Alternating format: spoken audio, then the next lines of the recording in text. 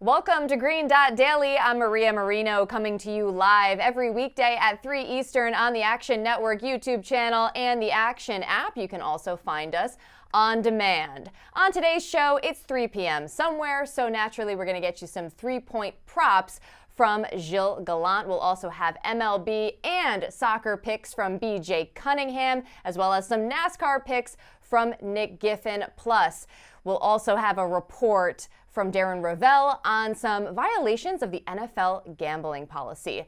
But we start with an eventful night in the NBA, and especially Brooklyn. Joel Embiid was lucky not to get ejected for a kick to Nick Claxton that looked worse than the Draymond Green stomp, if I do say so myself. James Harden was tossed for a hit below the belt, but the 76ers went up 3-0 in the series. They are favored to complete the sweep Saturday.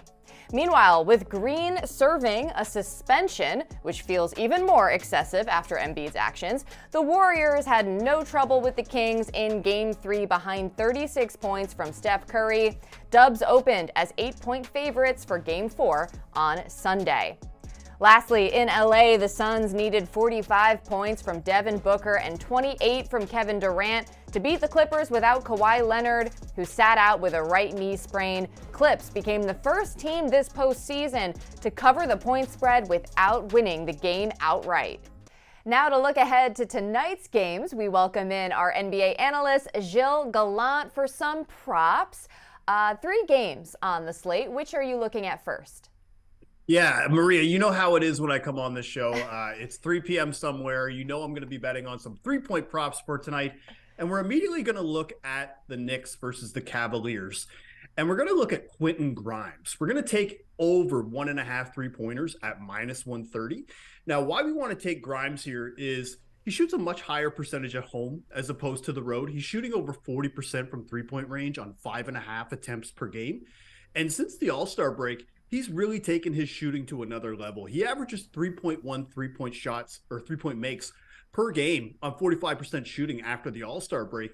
And during that same span, Maria, they played 10 home games at MSG, and Grimy hit this in 8 of those 10 games. And you know, one of the stats that I love to bring up is shot splits, like where are all these shots coming from? Well, this lines up great for us because during the season, 67% of all the shots from Quentin Grimes came from behind the arc. And after the All-Star break, that increased to 72%. And in the playoffs, it's 100%. That's all he does is shoot threes.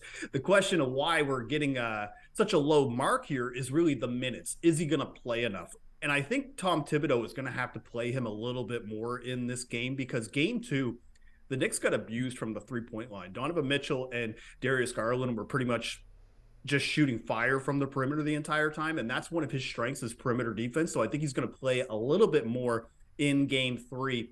And playing in that environment, Madison Square Garden, the vibes, you know you're going to see some Knicks role players just play out of their mind, and I'm banking on Quentin Grimes to do that for us. So let's start with him at over 1.5 3-pointers at -130. Home court advantage, always a good thing for the role players as the Knicks look to try to pull ahead in this series once again. Now, what else do you like tonight, Gilles? Well, for the nightcap, the T-Wolves versus the Denver Nuggets, I'm shocked that this line is what it is. I love this pick.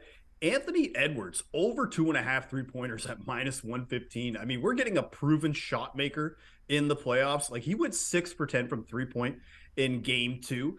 Now, they'll look at Game 1, anybody who's looking to take an under or not wanting to play this. But I think Game 1 was an anomaly because Anthony Edwards has not been shy about shooting three-point shots in the playoffs. If you look through his entire career, now last year against Memphis, and then of course this year, he's hit this prop in 7 of 8 career playoff games. And if you include the 3 play-in games as well as part of this, he's done this in 9 of 11 games.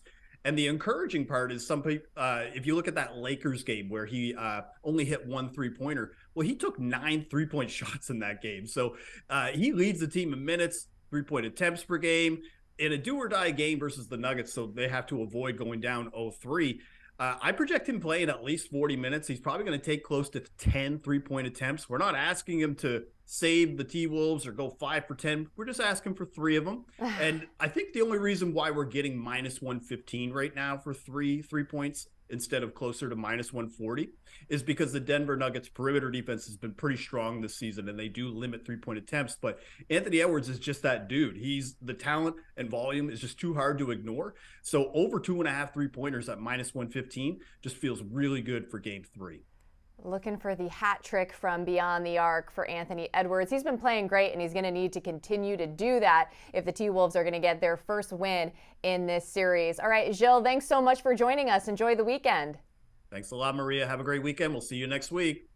Green Dot Daily is presented by BetMGM. Use bonus code ACTION when signing up to get up to $1,000 paid back in bonus bets if you don't win your first bet. Terms and conditions apply. Gambling problem? Call 1-800-GAMBLER.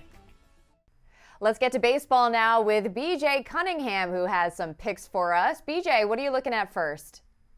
Yeah, in the Nationals-Twins game tonight, it's going to be a balmy 31 degrees in Minneapolis, so I like under 7.5 runs. Trevor Williams is going to be on the mound for the Nationals, and I would categorize him as a perfectly average MLB starting pitcher. So far through 3 starts this season, he's got around a 3.5 ERA, he's got a very low walk per 9 rate, and he has a very, very low hard hit rate allowed and average exit velocity allowed. Now, the problem for Williams and what he's ran to his career is he is a fly ball pitcher, and the wind is blowing 11 miles per hour out at Target Field tonight. But since it's going to be 31 degrees per ballparkpal.com, it's actually going to reduce the amount of projected home runs by 41%. So that gives him a great benefit. Tyler Mahle's going to be on the mound for Minnesota. He is a very, very good pitcher. Has put up great underlying metrics over the last 4 seasons, had an xERA under 3.8 since 2020. He's got a very, very good fastball that allowed a 180 expected batting average and 270 expected weighted on base average last season. And he's also added a slider to his arsenal, throwing it about 30% of the time in the offseason. He went to Driveline, which is a pitching institute that help pitchers with some of their off-speed pitches. And it really helped his slider because so far through 80 pitches this season, he's only allowing a 196 expected weighted on base average on it. And the Nationals have been really bad against both fastballs and sliders dating back to the start of last season. So with being really, really cold in Minnesota and Tyler Mahle on the mound for them, I like under 7.5 runs. You know, I don't know if you could convince me to go watch a baseball game with temperatures hovering around freezing, but it is good for you to be able to make a pick like that. I mean, it makes total sense. What else do you have for us tonight? Yeah, I like the Marlins plus 120 on the road against the Cleveland Guardians. Zach Plesac has been good fade material for the Guardians. Last season, he overperformed his actual ERA by almost a full run. Actual ERA was 4.3, expected ERA was 5.3. And this season, he's gotten shelled through his first 3 starts. He's allowed 10 earned runs and 19 hits. And the problem for him is really comes down to his fastball. Last season, hitters tagged it for a 308 expected batting average. This season, it's just as bad. But he's throwing his slider a lot more often this season to try to disguise his fastball. That's great, but he doesn't have another good pitch besides his slider. The only other pitch he really throws is a changeup, and that allowed a 358 expected weighted on base average last season. So here's able to key in on that fastball and that changeup. So it's a very, very tough situation for him with only having one good pitch. He's going up against Braxton Garrett, who is a perfectly average major league starting pitcher at a 4.05 expected ERA in 17 starts last season. His stuff isn't the greatest, but he's got great command, a 102 location plus rating, which brought him up to a 98 pitching plus rating. So, and the Cleveland was one of the worst offenses against left-handed pitching last season. And the biggest thing for the Guardians this season, as opposed to last season, they were one of the best defensive teams in baseball. This season, they're in the bottom 5 in defensive runs saved. So they no longer have that type of advantage. So I do like the Marlins at plus 120. I do give Garrett a edge in the starting pitching matchup, and I really don't think Zach Plesac should be a favorite here. Okay, there you go. Looks like a good spot for the Marlins. We're going to switch gears now. And how about some Saturday morning soccer as we check in to BJ's Bet and Breakfast? You like that, huh? Here's what's on the menu. Fulham taking on Leeds United at 7:30 a.m. Eastern. Then at 10 Eastern, Crystal Palace facing Everton. I mean, what could be better than waking up to this? And as you watch TV from your bed early Saturday, what's the bet you're riding with in that Fulham Leeds match? Well, it's early morning, so what's better than waking up and watching some goals go in the back of the net? I like over 2.5 goals at minus 105. You know, Leeds is under a new manager over the last 8 matches under Javi Garcia, and things have not been going well defensively. On Monday, they allowed 6 goals to Liverpool. In his 8 matches in charge, they've conceded 16.4 expected goals. And then really what it boils down to, Maria, is Leeds previously was under American manager Jesse Marsch. He wanted to play a very high pressing intensity style, which created a lot of chaotic, open end-to-end style matches. Well, Garcia's come in and he wants to play more of a defensive structure, close off the middle of the pitch, and Leeds just doesn't have the personnel to play that style. Plus, they're still without American Tyler Adams in the middle of the pitch, who is the guy who their best ball winner, the guy who is best in transition defending. And even against Liverpool, Leeds did a fantastic job for the first 30 minutes defensively. But once the first goal goes in, it's just like all hell breaks loose, because now they have to try to get that goal back. It makes the match very, very open, very end-to-end style match. That's the type of match where Fulham thrives. So Fulham is one of the worst defensive teams in the Premier League, despite being in the middle of the table. They're allowing 1.59 non-penalty expected goals per match. Their last 5 matches, they've conceded 9.6 expected goals. And Leeds has been getting healthy offensively. Guys like Rodrigo and Luis Sinisterra are finally healthy when Leeds was at their best offensively right before the World Cup break. You saw that against Liverpool. They did score. They created 1.4 expected goals. So I'm expecting a very end-to-end style match here with 2 teams that really thrive in transition. So like over 2.5 goals at -105. Everybody will be eating at the Bet and Breakfast. And that brings us to the next game you're paying attention to, Crystal Palace Everton, and you like the over there as well. I do. Crystal Palace is under their former manager for the end of the season. 75-year-old Roy Hodgson came out of retirement. Typically Roy Hodgson used to be a very defensive 4-4-2 formation type manager, but since he's gotten into his older age, he's become more aggressive in his attacking. He managed Watford last season when they were in the relegation zone, and those matches became very chaotic. Instead of playing his traditional 4-4-2, he played a 4-3-3. Those matches averaged around 2.7 expected goals. And so far for Crystal Palace, they've scored 9 goals in his 3 matches in charge and have been one of the best offensive teams during that time frame. Now he's going against Everton and Sean Dyche, who also in the past was a very, very defensive style manager when he was at Burnley. Now that he's at Everton, he's changed his style completely as well. He wants to press forward. He wants to disrupt build-up play, and he's created very open style matches as well. His 11 matches in charge, have averaged 3.38 expected goals. So traditionally, these 2 managers would set up for like a defensive type slog. Basically the difference would be whoever would score on a set piece. Well, that's not really the case anymore. Both these teams really thrive in transition and really want to play, end-to-end style match. So I actually do like over 2.5 goals at +140. I think it's far too low given the style of play that both of these managers have been playing recently. And I do project 2.5 goals for it. So I think Crystal Palace is going to stay hot offensively, and Everton has created over 1 expected goal in all but 1 match under Sean Dyche. So I think this is a good match to bet on some goals. We love to see a lot of offense. I mean, what can I say? BJ, thanks again for joining Green Dot Daily. Thanks, Maria. Darren Ravel here with the news that the NFL is suspending 5 players for violating the league's gambling policy. 3 of those players, Quintus Cephas, CJ Moore, and Shaka Toney.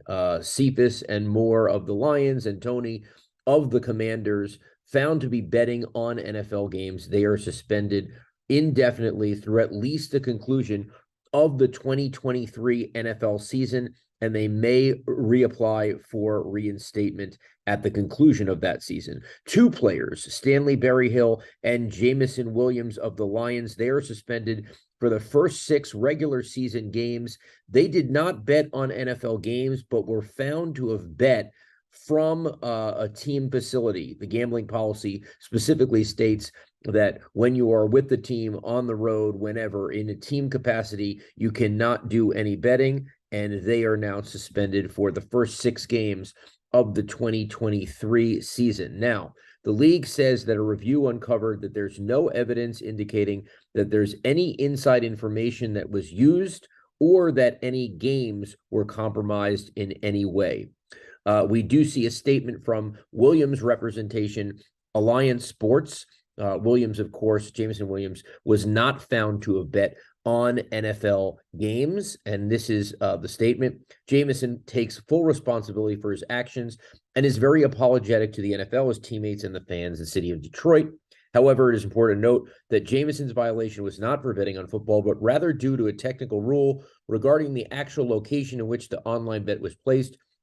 and which would otherwise be allowed by the NFL outside of the club's facility. Jameson would never intentionally jeopardize the integrity of the game he loves so much and looks forward to getting back to his team as soon as possible. We do not know how the 3 players were found to have bet on NFL games at this point. Let's just go over the years who now has been suspended by the NFL since the Professional and Amateur Sports Protection Act of 1992 was repealed, and basically PASPA was allowed, and so gambling was allowed.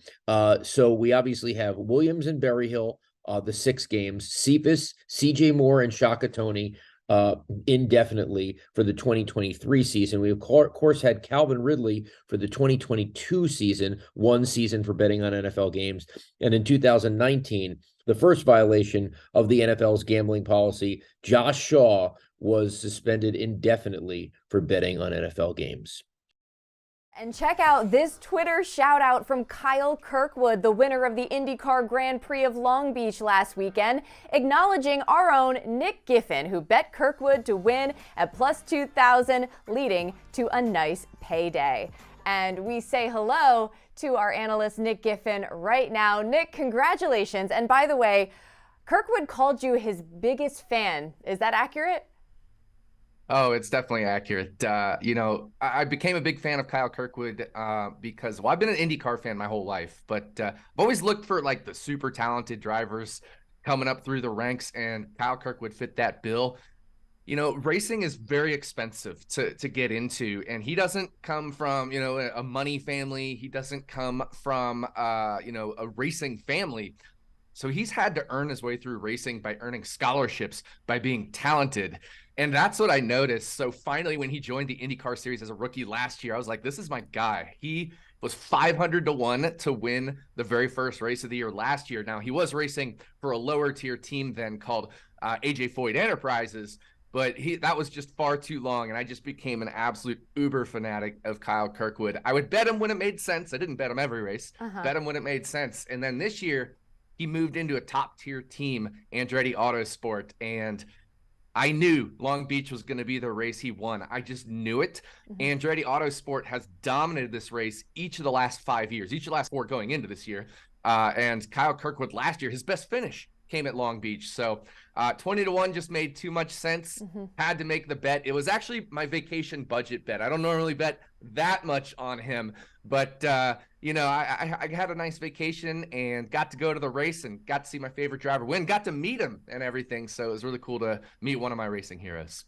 That is such an amazing story. Just so happy for you because, again, you're doing it right. You're betting it when it makes sense, not going on emotion per se, but this was just a lovely bonus and an icing on the cake for your vacation and to see a guy that you also root for do well and you do well in addition. So we have to turn our attention to this weekend, and we have the Geico 500 at Talladega Super Speedway. What are your picks for this weekend? Yeah, and big congrats to Kyle, by the way, on the win. Moving over from IndyCar to NASCAR, my first pick for the NASCAR, the Geico 500. I'm going to go with Ford as the winning manufacturer of this race at plus 140. In the offseason, Ford's got their nose, the front of their car, redesigned, which is what it's done is it's reduced the downforce and it's reduced the drag. And what that has translated to is making them really good pushers in the draft, right? Talladega being a 2 2/3 mile oval. We're going to have a lot of drafting, a lot of bump drafting, and Ford's become excellent pushers because of this aerodynamic change to their nose.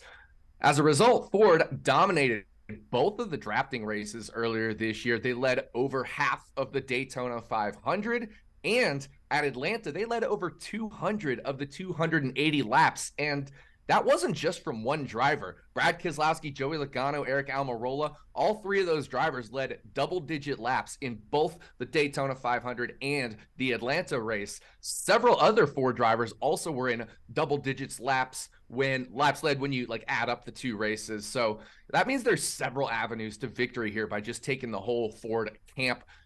Joey Logano leads my model among all drivers to win.